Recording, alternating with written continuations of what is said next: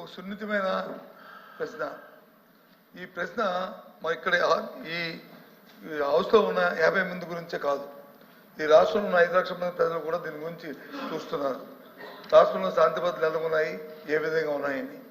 సభ్యులు అడిగిన ప్రశ్నకి వచ్చి సూటిగా సమాధానం చెప్పకుండా దానికి వారు వచ్చి బాధ్యతగా కాకుండా అబాధ్యతగా వారు వచ్చి రాజకీయ ఉపన్యాసం కోసం, రాజకీయ అద్దె కోసం చేస్తున్న ఈ నేపథ్యంలో ముఖ్యంగా మేమే కాదు అధ్యక్ష, ప్రభుత్వంలో ఉన్న నేనైతే చదివా ఇక సందర్భం అయినా కాకపోయినప్పటికీ సొంతంగా ఉన్న ప్రభుత్వంలో ఉన్న డిప్యూటీ సీఎం గారు కూడా రాష్ట్రంలో శాంతి భద్రతలు క్షీణించాయనే విషయాన్ని కూడా చెప్పిన విషయాన్ని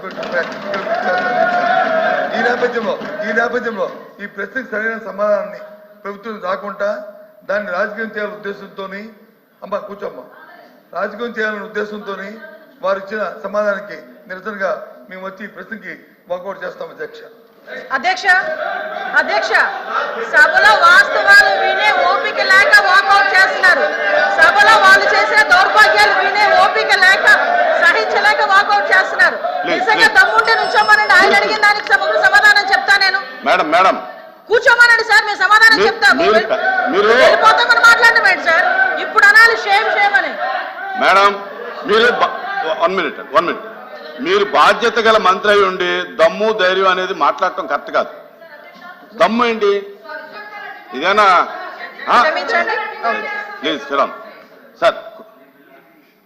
యనమల రామకృష్ణ గారు. అధ్యక్ష, లోపి గారు మాట్లాడుతూ deputy chief minister Pawan Kalyan గారు ఈ రాష్ట్రంలో లా అండ్ ఆర్డర్ ఫెయిల్ అయిందని చెప్పారని చెప్పారు. ఇది వాస్తవం కాదు అధ్యక్ష. ఆయన చెప్పింది ఏంటంటే సోషల్ మీడియాలో ఎవరిష్టం వచ్చినట్టు వాళ్ళు పెడుతున్నారు, దీన్ని కంట్రోల్ చేయకపోతే అవసరమైతే స్పెషల్ యాక్ట్ అన్నా తీసుకురండి, కంట్రోల్ చేయలేకపోతే ఇది అరాచకం కింద తయారవుతుంది అనేటువంటి చెప్పిన దాన్ని ఎల్ఓపి గారు వక్రీకరించి ఆయన ఏదో లా అండ్ ఆర్డర్ ఫెయిల్ అయిందని. అసలు లా అండ్ ఆర్డర్ అంటే వేరు దేశ, క్రైమ్ రేట్ వేరు.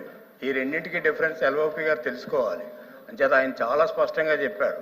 ఏం చేతంటే ఫ్యామిలీ మెంబర్స్ మీద, ముఖ్యమంత్రి గారి ఫ్యామిలీ మెంబర్స్ మీద, పవన్ కళ్యాణ్ గారి ఫ్యామిలీ మెంబర్స్ మీద సోషల్ మీడియాలో, అదే అందరి మీద, మీ మీద అయితే మా మీద, అందరి మీద సోషల్ మీడియాలో ఇష్టం వచ్చినట్టుగా రాస్తూ ఉంటే దాన్ని పట్టించుకోవాల్సినటువంటి అవసరం ఉంది అని ఆయన ఒక మాట అన్నారు. ఆ మాట అని దాన్ని గవర్నమెంట్ సీరియస్గా తీసుకుందని చెప్తే అదేదో వక్రీకరించి ఆయన లా అండ్ ఆర్డర్ ఫెయిల్ అయిందని ఆ ప్రభుత్వంలో ఉన్నటువంటి డిప్యూటీ చీఫ్ మినిస్టర్ చెప్పారని చెప్పడం అనేటువంటిది కరెక్ట్ కాదు అధ్యక్ష. మంత్రులకు కానీ సభ్యులకు కానీ ప్రశ్నకి సంబంధించినటువంటి విషయాల మీద మాత్రమే మాట్లాడమని చెప్పి మనం చేస్తా ఉన్నాను. I'm announce to the house that I have received the following message from the honourable speaker Andhra Pradesh legislative assembly. In according with rule 123 of rules of procedure and conduct of business in the Andhra Pradesh Legislative Assembly, I transmit a copy of the following bills as passed by the Legislative Assembly on 15th November 2024 and signed by me. The Andhra Pradesh Public Employment Regulation of Age of Superannuation Amendment Bill 2024, LA Bill number 14 of 2024, Money Bill. Second, the Andhra Pradesh Electricity Duty Second Amendment Bill 2024, LA Bill number 19 of 2024, Money Bill. The Andhra Pradesh Appropriation Vote on Account number 2 Bill 2024, LA Bill number 20 of 2024, Money Bill. The above bills are before the House. The question number 13514, Minister for Water Resources Development. ధన్యవాదాలు అధ్యక్ష. మొదటి ప్రశ్నకు సమాధానం లేదు, రెండవ ప్రశ్నకు సమాధానం లేదు, మూడవ ప్రశ్నకు సమాధానం లేదు, నాలుగవ ప్రశ్నకు ఈ ప్రశ్న ఉత్పన్నం కాదు అధ్యక్ష. రాంభూపాల్ రెడ్డి. కర్నూలు జిల్లాలో కృష్ణానది పైన సిద్ధేశ్వరం అలుగు నిర్మించాలనేది దశాబ్దాల కాల అధ్యక్ష. దాదాపు మనకు స్వాతంత్రం రానప్పుడు కూడా రాకముందే బ్రిటిష్ వాళ్ళు కృష్ణ పెన్నార్ ప్రాజెక్టులో భాగంగా సిద్ధేశ్వరం దగ్గర అలుగు నిర్మించేసి కృష్ణానది జిల్లాను రాయలసీమకు, నెల్లూరు, ప్రకాశం జిల్లా వరకు పంపించాలనేది ఆ రోజు ఆలోచన. కానీ ఆ రోజు ఉండే పరిస్థితుల వల్ల కేవలం కొంతమంది ప్రాంతీయ విద్వేషాలు రెచ్చగొట్టి ఈ నీళ్లు రాయలసీమ కాదు చెన్నపట్టణానికి తీసుకొని పోతారని చెప్పి అపోహలు సృష్టించి ఆ రోజు ఆ సిద్ధేశ్వరం అలుగు నిర్మాణం ఆగిపోయింది అధ్యక్ష.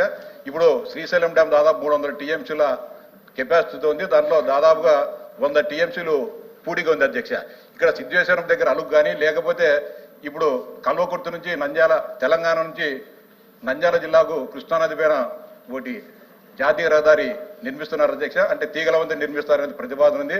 రాయలసీమ ప్రాంత వాసులందరూ కూడా విజ్ఞప్తి చేసేది మీ ద్వారా గౌరవ మంత్రి గారికి, ఈ తీగల వంతెనతో పాటు అలుగ్గా నిర్మిస్తే దాదాపు 60-70 టీఎంసీల నీటిని అలుగు ఎనికి పక్కన స్టాక్ నిల్వ చేసుకునే అవకాశం ఉంది తక్కువ ఖర్చుతో. అంటే 2 రాష్ట్ర ప్రభుత్వాలు తెలంగాణ ఆంధ్రప్రదేశ్ ప్రభుత్వాలు 2 కలిసి నిర్మిస్తే 1000 కోట్ల కంటే ఎక్కువ ఖర్చు కాదు అధ్యక్ష. దాంతోపాటు పూడిక నివారించవచ్చు. మొత్తం కృష్ణానది నదిపైన ఆధారపడి ఉన్న అందరి ఆయకట్టు కూడా నీటిని సక్రమంగా ఇచ్చే అవకాశం ఉంటుంది. కాబట్టి ఖచ్చితంగా మీ ద్వారా మంత్రి గారి విజ్ఞప్తి చేసేది సిద్ధేశ్వరం అలుగు బదులు ఈ తీగల వంతెన ఏదైతే నిర్మిస్తున్నారో దాని కింద అలుగుగా నిర్మించే విధంగా కేంద్ర ప్రభుత్వం ద్వారా ప్రయత్నాలు చేసి రాయలసీమ వాసులు అదేవిధంగా ఆంధ్రప్రదేశ్ రైతుల నీటి కష్టాలు తీర్చాలని చెప్పి మీ ద్వారా గౌరవ మంత్రి గారికి విజ్ఞప్తి చేస్తున్నారు. నాయుడు గారు నిర్మించినటువంటి నాగార్జున సాగర్ బ్యాక్ సైడ్ నుంచి మహబూబ్ నగర్ నంద్యాల సంబంధించినటువంటి వంతెన నిర్మిస్తే 2 రాష్ట్రాల రాకపోకలు బాగుంటాయి అధ్యక్ష. గత ప్రభుత్వం దీనికి సంబంధించి ప్రపోజల్ వచ్చినా కూడా విస్మరించింది. ఈ ప్రభుత్వం మంత్రి గారు ఆలోచన చేయమని కూడా కోరుతున్నాను. మంత్రి గారు. ధన్యవాదాలు అధ్యక్ష. సిద్ధేశ్వరం అలుగు బ్యారేజ్ ప్రపోజల్ ఏదైతే ఉందో శ్రీశైలం రిజర్వాయర్ డ్యాంకు 90 కిలోమీటర్ల ఎగువన కృష్ణానది పైన ఈ ప్రపోజల్ అధ్యక్ష. అయితే ఏదైతే ఈ ప్రపోజల్ ఈ రోజనే కాదు, ఆ రోజు 2011 సంవత్సరంలో కూడా ఈ ప్రపోజల్ తీసుకురాగా ఆ రోజునటువంటి ప్రభుత్వం 26/6/2013 సంవత్సరంలో ఆల్రెడీ 21320 ఒక మెమో కూడా ఆనాటి ప్రభుత్వం ఇచ్చింది అధ్యక్ష. ఆ మెమోలో చాలా క్లియర్గా ఏదైతే కర్నూలు జిల్లా నందికొట్కూరు తాలూకాలో కృష్ణా నది మీద సిద్ధేశ్వరం అలుగు నిర్మాణం అవసరం లేదు, ఎందుకంటే ఈ రిజర్వాయర్ 4 షోలో భాగంగా మరొక డ్యామ్ నిర్మాణం వల్ల అదనపు నీటిని నిల్వ చేయడం జరగదు. అందుచేత శ్రీశైలం రిజర్వాయర్ నీటి విలువ అంటే ఇప్పుడు శ్రీశైలం ఏదైతే ఉందో 215 టీఎంసీలు ఏదైతే కెపాసిటీ శ్రీశైలం ఉందో ఆ రిజర్వాయర్లోనే మరొక రిజర్వాయర్ నిర్మాణం చేయడం ద్వారా ఒక 50 టీఎంసీలు అంటే ఈ 215 టీఎంసీల నీరే మరి 165 + 50 అంటే ఉన్న రిజర్వాయరే 2 రిజర్వాయర్లుగా అవుతుంది తప్ప ఎడిషనల్గా వాటర్ని నిల్వ చేసేటువంటి పరిస్థితి ఈ సిద్ధేశ్వరం ద్వారా రాదు అనేది ఒకటి. దీనివల్ల ఈ యొక్క ఏదైతే ఖర్చు నిరర్థకమైనటువంటి ఖర్చు అని చేత దీన్ని తిరస్కరించడం అయినది అని చెప్పి గతంలోనే 2013లోనే మరి ఏదైతే యొక్క గవర్నమెంట్ మెమో ఇవ్వడం జరిగింది అధ్యక్ష. తర్వాత ఇదే ప్రతిపాదన మళ్ళీ 2016-2017లో వచ్చినప్పుడు కూడా మళ్ళీ ఈ ప్రతిపాదనని ఆ రోజునటువంటి ప్రభుత్వం కూడా పరిశీలించి ఈ కృష్ణానది మీద ఉన్నటువంటి ఈ సిద్ధేశ్వర అలుగు నిర్మాణం ఏదైతే ఇప్పుడు ప్రపోజల్ వచ్చిందో ఈ శ్రీశైలం రిజర్వాయర్ అనగా శ్రీశైలం వెనక జలాల పరివాహక ప్రాంతంలోనే ఉండడం ఒకటి. రెండవది ఇతర రాష్ట్రాలతో కూడా అంటే ఇంటర్ స్టేట్ ఇష్యూస్ కూడా వచ్చేటువంటి పరిస్థితి ఉంటుంది కాబట్టి ఇది ఆమోదించదగినది కాదని చెప్పేసి ఆ రోజు ఇంజనీరింగ్ ఇన్ చీఫ్ 12/9/2018 కూడా ఒక లేఖ కూడా ఇవ్వడం జరిగింది అధ్యక్ష. అంటే ఈ రకంగా ఏదైతే అదనపు నీరు నిల్వ లేకుండా అదనపు నీరు నిల్వ చేసే అవకాశం లేనప్పుడు అదనంగా ఖర్చు చేయడం అనేది ఒకటి, ఏదైతే ఇంటర్ స్టేట్ ఇష్యూస్ కూడా దీంతో రేజ్ అయ్యేటువంటి పరిస్థితి ఉండడం వల్ల ఈ ప్రతిపాదన ప్రస్తుతానికి ప్రభుత్వానికి లేదు అధ్యక్ష. అదేవిధంగా ఏదైతే గౌరవ సభ్యులు ఇచ్చినటువంటి అభిప్రాయాలను కూడా దృష్టిలో పెట్టుకుని భవిష్యత్తులో ఏదైనా దీన్ని ఇంకా మార్పులు చేసేటువంటి పరిస్థితిని దృష్టిలో పెట్టుకుంటామని చెప్పి మీ ద్వారా మరి తెలియజేసుకుంటూ, అదేవిధంగా ఏదైతే కృష్ణా నది మీద మహబూబ్ నగర్ మరి ఏదైతే నంద్యాలకు ఇంటర్ కనెక్ట్ చేసేటువంటి బ్రిడ్జ్ ఏదైతే నిర్మాణం ప్రతిపాదన ఏదైనా ఉందా అని చెప్పి గౌరవ సభ్యులు అడగడం జరిగింది అధ్యక్ష. ఏదైతే ఈవేళ national highway authority of India వాళ్ళు ఏదైతే ఈ యొక్క తెలంగాణ రాష్ట్రం సోమశిల నుండి ఆంధ్రప్రదేశ్లోని సిద్ధేశ్వరం నంద్యాల జిల్లాకు కనెక్టివిటీగా ఏదైతే 1083 కోట్ల రూపాయలతోటి ఒక ఐకానిక్ బ్రిడ్జిని ఈ యొక్క గవర్నమెంట్ ఆఫ్ ఇండియా నిర్మాణం చేసేటువంటి ప్రక్రియను ప్రారంభించి ఇది ఆల్రెడీ టెండర్ల దశలో ఉన్నటువంటి పరిస్థితి అధ్యక్ష.